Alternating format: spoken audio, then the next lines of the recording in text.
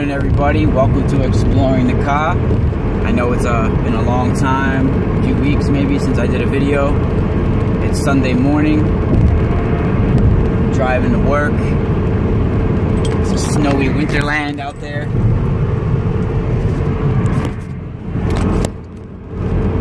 But I want to talk a little bit about the holographic universe, the astral. And sometimes people have a misconception of what it is and feel that you need to go outside your body to experience this holographic universe, and you do not. In fact, when someone leaves their body to go into this holographic universe, that's where the danger lies, and that's where you can experience entities, or, I mean, in both places you can, but when you leave your body, it's a lot more dangerous if you don't know what's going on and know what you're doing, and if you're not grounded. Or if you go within yourself to achieve an astral state within yourself, that is the ideal way to tap in. And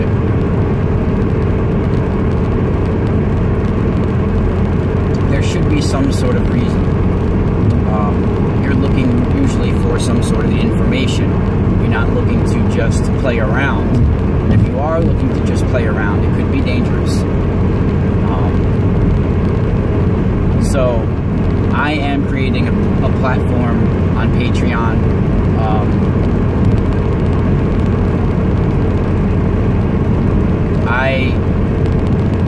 It's taking a little longer than I thought, because I'm making actually 7 platforms, like 7 planes of existence, and ranging from like $1 or $2 all the way up to $1,000.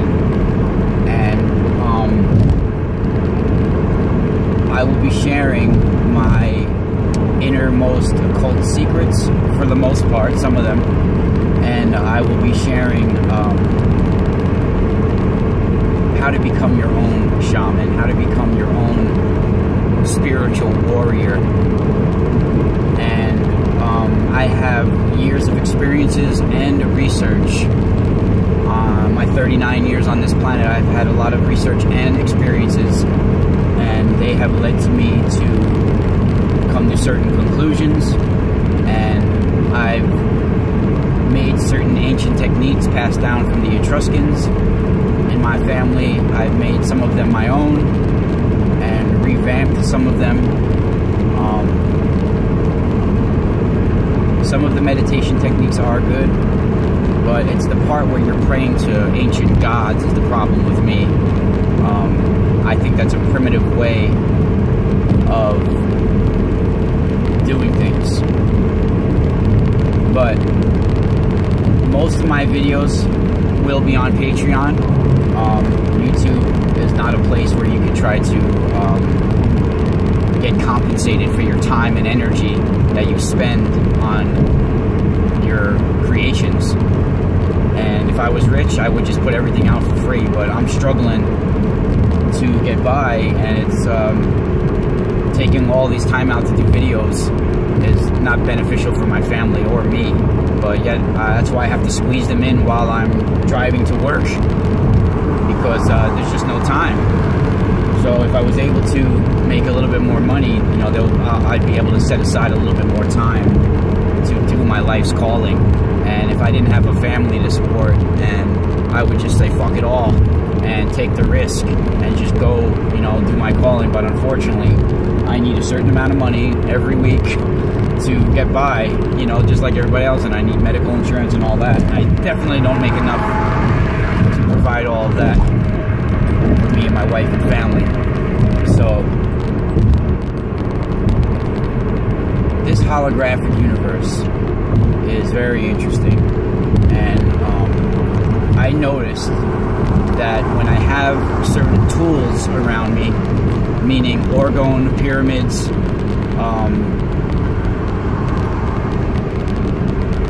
certain tensor devices, booster discs, crystals, certain stones, certain things do assist you in tapping in. And there's 2 different rooms that I have where I have these tools, and all of my metaphysical tools come from 2 places. Akaida.com, AKAIDA.com. That's my buddy Masaki Miyagawa. If you contact him, he will most likely respond. And he's an amazing guy, and he has a lot of knowledge. And if you check out themysticalspiral.com, you can find radio shows where I'm interviewing him on both my Eye of Ra and Spiral Radio. And some of the other stuff I have is from Twisted Sage. Now, I used to get stuff from a company years ago called Isis Books and Gifts. They are pricey. Now they changed it to Goddess Isis Books and Gifts because of all the ISIS terrorism. I guess it affected their company name. People thought they were hooked in with terrorism. So, but I used to get certain things from them, like crystals and things like that in the mail. I don't know why. I think I was drawn to the whole Egyptian thing, but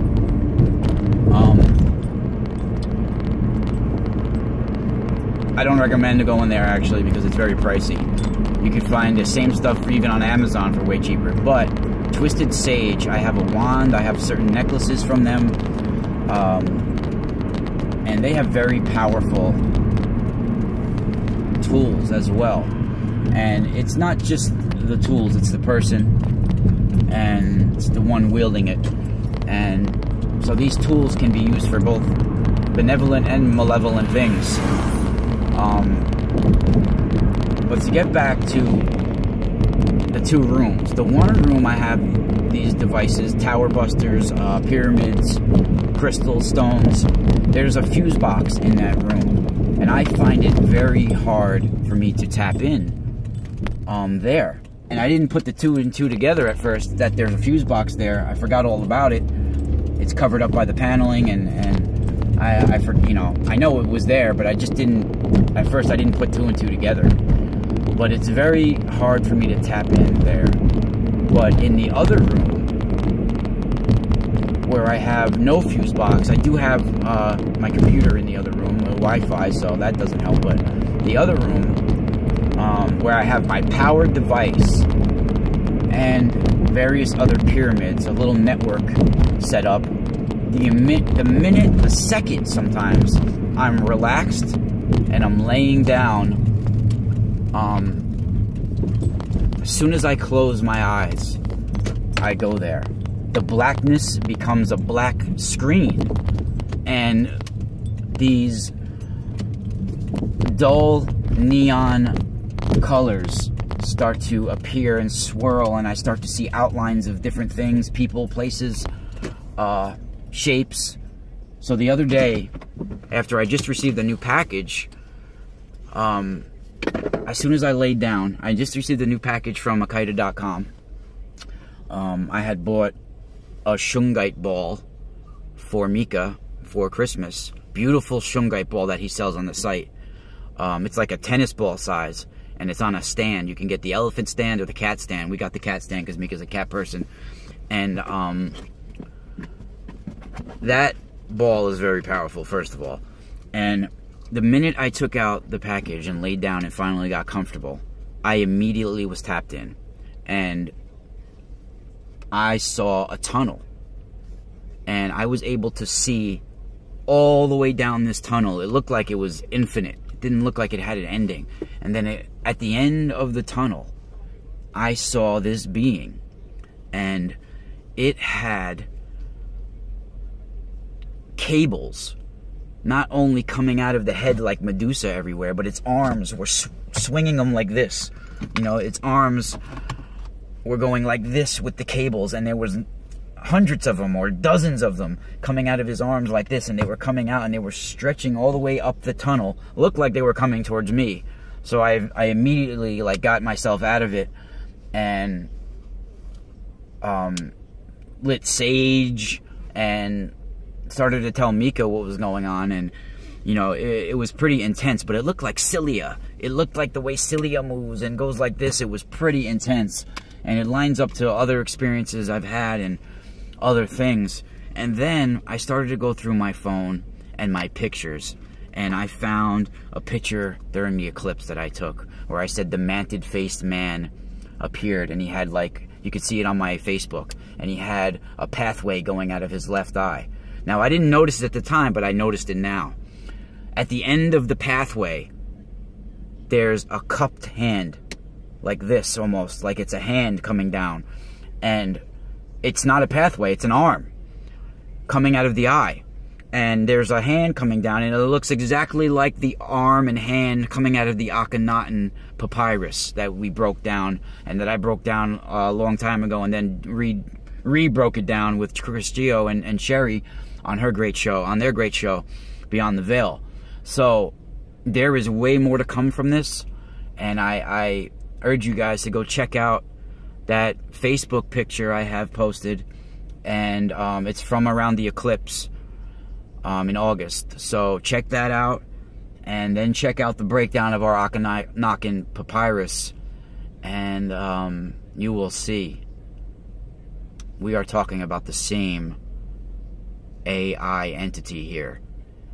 And this is Ra Castaldo, and we are exploring the Ka spiral out.